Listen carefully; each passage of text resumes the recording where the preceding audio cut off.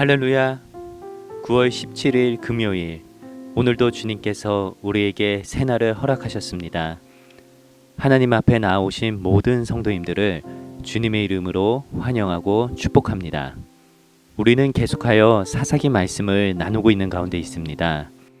우리에게 주어지는 말씀을 통하여서 우리의 심령이 새롭게 되고 하나님의 음성을 듣는 시간이 되기를 간절히 소원합니다. 우리 함께 조용한 기도로 나아가겠습니다.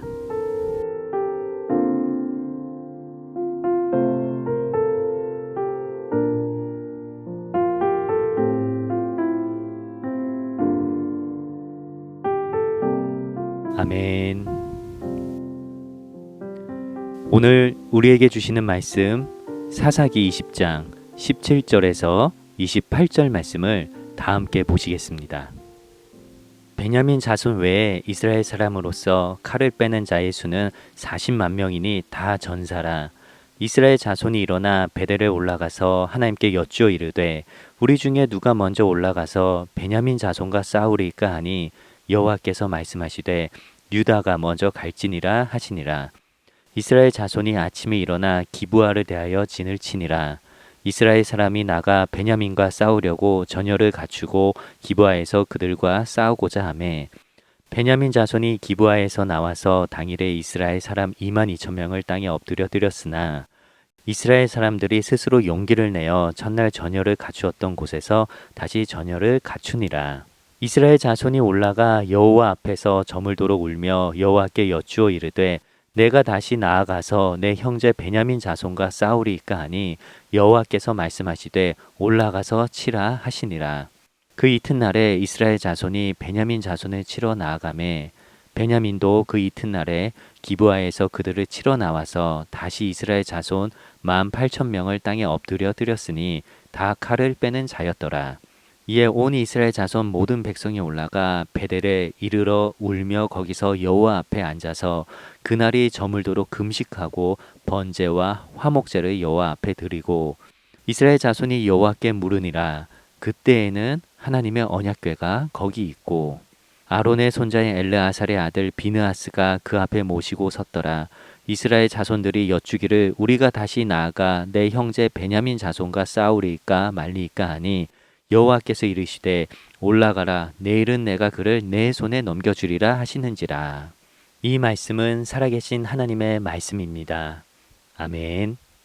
오늘 본문은 어제 말씀에 이어서 결국 이스라엘 11지파와 베냐민 지파가 전쟁을 하는 장면이 나옵니다.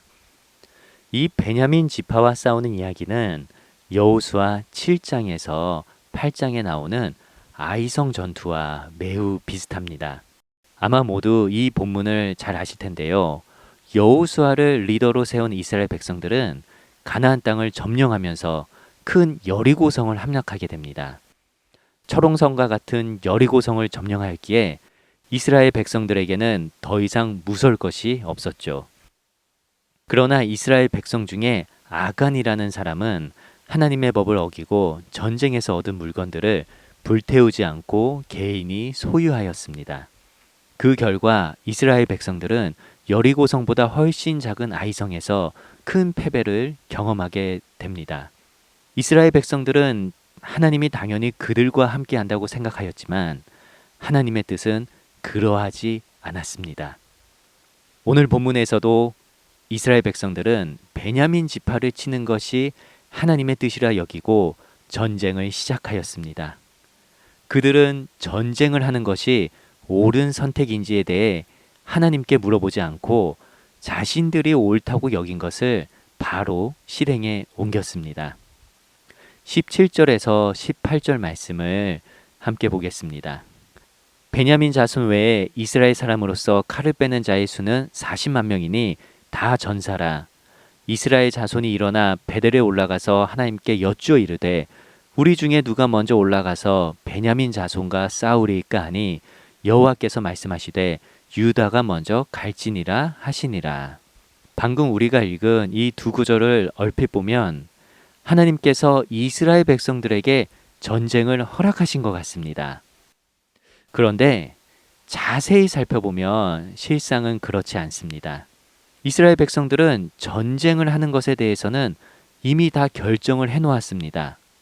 그리고 하나님께 어느 지파가 먼저 전쟁을 시작해야 하는지를 물어보고 있는 상황인 것이죠.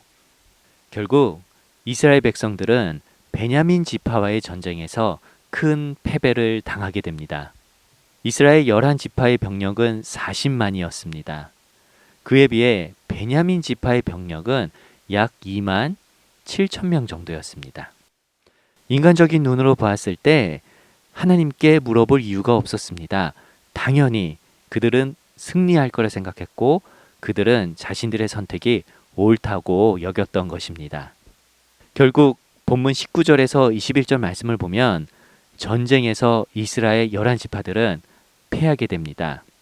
그리고 베냐민 지파의 병력과 비슷한 숫자만큼인 11지파의 이스라엘 백성들이 땅에 엎드려졌다고 합니다. 하나님의 뜻을 구하지 아니하고 자신들이 생각하기에 옳은 대로 행동함으로써 전쟁에서 패배라는 참담한 결과를 가져오게 된 것입니다. 하나님께서는 그들과 함께하지 않으셨던 것입니다. 이렇게 이스라엘 백성들은 패배를 경험하였지만 다시금 용기를 내어 전열을 갖추게 됩니다. 그리고 이제서야 하나님께 베냐민 형제와 싸워야 하는지를 물어봅니다. 하지만 여전히 자신들의 능력을 의지하고 하나님께 간절히 매달리지는 않습니다. 이번에도 하나님께서는 올라가서 치라 하십니다. 얼핏 보면 하나님께서 전쟁을 허락하신 것 같지만 사실 이 말의 뜻은 그래, 나 없이 한번 해봐라 라는 의미를 가지고 있는 것입니다.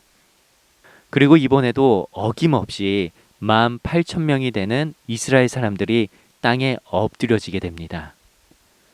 하나님의 뜻인 줄 알고 행하였지만 사실 하나님께서 원하시는 것을 그들은 아직 모르고 있었던 것이죠. 저는 오늘 본문을 묵상하면서 우리 그리스도인들에게 가장 필요한 삶의 방식 중에 하나를 발견하였습니다.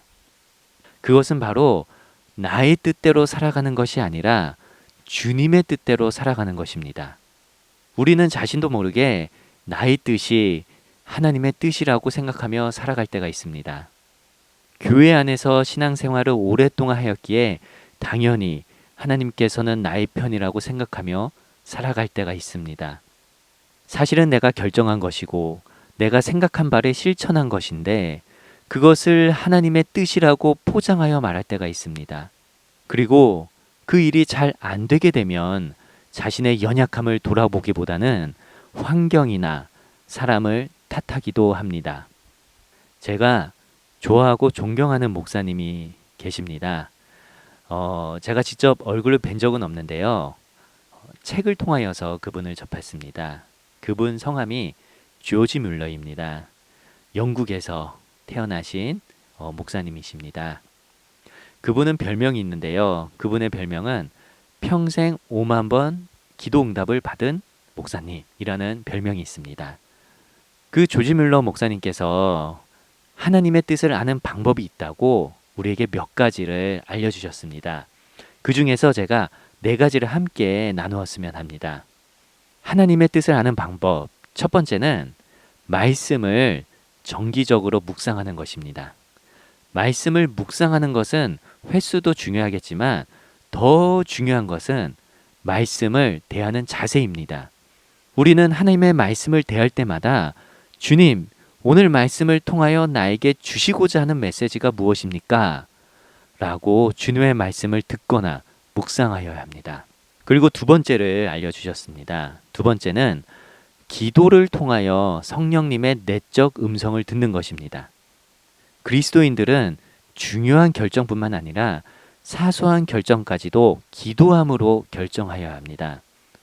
말씀을 중심 삼아 기도할 때 하나님께서는 성령님을 통하여 우리가 올바른 선택을 할 수 있도록 도와주십니다. 3번째는 하나님 앞에서 자신의 동기를 면밀히 점검받아야 합니다. 어떠한 결정을 하기 전에 목적이 무엇인가를 살펴보아야 합니다. 하나님 앞에 옳은 행동인지를 점검받아야 하는 것이지요. 마지막 4번째는 하나님의 손길을 주의 깊게 바라보아야 합니다. 하나님의 뜻에 합당하게 하기 위해 노력을 하였다면 이제는 그저 하나님께서 하시는 일을 믿고 신뢰하여야 합니다. 잠언 16장 9절 말씀을 우리는 항상 기억하기 바랍니다.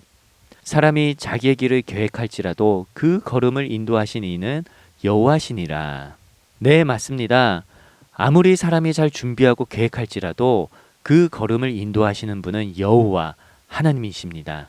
그 하나님을 신실하게 의지할 때 우리는 하나님의 뜻을 명확히 알게 되고 바울이 빌립보서 4장 12절에서 한 고백처럼 풍부에 처하든 궁핍에 처하든 하나님께 감사하며 살아갈 수 있는 것입니다. 이스라엘 11지파에 속한 백성들은 두 번의 실패를 경험하고 나서야 드디어 하나님께서 자신들과 함께하지 않으셨음을 알게 되었습니다. 그리하여 그들은 처음과는 다른 자세로 하나님께 회개하고 금식하며 매달리기 시작합니다. 26절을 보겠습니다. 이에 온 이스라엘 자손 모든 백성이 올라가 베델에 이르러 울며 거기서 여호와 앞에 앉아서 그날이 저물도록 금식하고 번제와 화목제를 여호와 앞에 드리고, 여기서 이스라엘 백성이 번제와 화목제를 드렸는데요. 번제는 두 가지 목적이 있습니다. 하나는 자신의 죄를 회개하는 것입니다. 두 번째는 자신을 하나님께 드리는 목적이 있습니다. 그리고 화목제는 하나님과 인간 사이의 관계를 회복을 위해서 드리는 제사입니다. 죄로 인하여 깨어진 관계를 다시금 회복하기 위해 하나님께 드리는 제사인 것이지요. 이스라엘 백성들은 자신들의 죄를 깨닫게 되고 자신을 하나님께 드리기로 결단하고 다시금 하나님과의 관계를 회복하기 위해 제사를 드린 것입니다. 우리가 여기서 한 가지 더 깨닫게 되는 사실은 하나님 앞에 성도인 우리들도 예배를 드릴 때 이러한 마음을 가지고 드려야 한다는 것입니다. 주님 앞에 죄인된 모습으로 나오지만 예배를 통하여 용서해 주신 하나님을 고백하고 하나님과의 관계성을 다시금 우리는 매주마다 매 예배마다 세워나가는 것입니다. 예배를 내가 원하는 바를 얻기 위해 드리는 것이 아니라 하나님께 자신을 드리고 하나님과의 관계를 회복할 때 우리는 하나님이 원하시는 바가 무엇인지를 온전히 알아갈 수 있게 됩니다. 우리 그리스도인들은 항상 내가 죄인이라는 사실을 잊지 않고 살아야 합니다. 그리고 동시에 잊지 않아야 할 것은 죄인된 나를 하나님께서는 정죄하지 않으시고 의인이라 여겨주신다는 것입니다. 그렇기에 우리는 하나님 앞에 나아갈 때 겸손하게 나아가야 합니다. 죄인된 나를 구원하시고 의인으로 여겨주신 그 사랑을 잊지 않고 주님 앞에 겸손한 신앙생활을 해야 합니다. 그런데 우리 성도들을 무너뜨리는 무서운 마음이 있습니다. 그것을 우리는 교만이라고 부릅니다. 교만이 우리 마음속에 들어오게 되면 하나님 앞에 겸손해지지가 않습니다. 하나님 앞에 겸손하지 않다는 것의 의미는 하나님의 말씀과 그분이 나의 인생의 주인이시다 라는 사실을 믿지 않는 것과 같은 말입니다. 교만이 사람의 마음에 들어오게 되면 우리는 내가 하나님과 같이 된 것처럼 착각에 빠지게 됩니다. 다른 사람을 심판하는 것은 하나님의 몫인데 교만한 우리는 스스로가 심판자가 되어 다른 사람을 정죄하고 판단하게 됩니다. 그리고 모든 상황을 자신의 지식과 판단에 의해 결정하게 됩니다. 하나님은 그저 자신의 결정을 지지해주고 힘을 주시는 분 정도로 여기기도 합니다. 오늘 전쟁을 일으킨 이스라엘 11지파가 그러하였습니다. 그들은 하나님의 뜻을 구하지 아니하고 먼저 자신들이 옳다고 여긴 바를 실행하였습니다. 스스로가 심판자가 되어 전쟁을 일으킨 것이지요. 그러한 이스라엘 11지파를 하나님께서는 기뻐하지 않으셨습니다. 그러나 감사한 것은 하나님께서는 이스라엘 11지파 백성들의 회개와 제사를 받아주셨고 그들이 전쟁에서 승리할 것을 약속해 주셨다는 것입니다. 사랑하는 성도님들, 오늘 말씀을 기억하며 스스로에게 질문을 해보았으면 합니다. 혹시 나는 신앙생활을 할 때 나의 뜻대로 되기를 원하지는 않았는가? 또는 하나님을 위해 봉사와 섬김을 한다고 하면서 사실 내가 원하는 바를 하려고 하지는 않았는가? 우리 다 함께 생각해 보시기 바랍니다. 부디 원하기는 나의 뜻대로가 아닌 주님의 뜻대로 오늘 하루를 살아가시는 저와 우리 성도님들 되시길 간절히 축원합니다. 우리 다 함께 주기도문 하시며 주님 앞에 결단하며 나아가겠습니다. 하늘에 계신 우리 아버지여, 이름이 거룩히 여김을 받으시오며 나라의 임하옵시며 뜻이 하늘에서 이룬 것 같이 땅에서도 이루어지이다. 오늘날 우리에게 일용할 양식을 주옵시고 우리가 우리에게 죄 지은 자를 사하여 준 것 같이 우리 죄를 사하여 주옵시고 우리를 시험에 들게 하지 마옵시고 다만 악에서 구하옵소서. 대개의 나라와 권세와 영광이 아버지께 영원히 있사옵나이다. 아멘. 오늘 이렇게 기도하며 하루를 살아가기 원합니다. 먼저 기도할 것은 주님, 우리가 하나님을 믿고 신앙생활을 하면서 혹시 하나님의 뜻대로가 아닌 나의 뜻대로 행하며 살지는 않았는가요? 우리의 연약함을 용서해 주시고 우리가 다시금 하나님이 나의 삶의 주인이신 것을 고백하고 인정하며 살아가게 해달라고 기도하시기 바랍니다. 두 번째로 기도할 것은 주님, 우리가 혹시 주님 앞에 교만하였는지 우리를 살펴보게 하여 주시옵소서. 우리의 심령이 주님 앞에 겸손케 하옵시고 내가 심판자가 되어 다른 삶을 정죄하기보다는 나의 모습을 돌아보게 하시고 하나님의 사랑을 전하는 삶이 되게 해달라고 기도하시며 주님께 나아가도록 하겠습니다.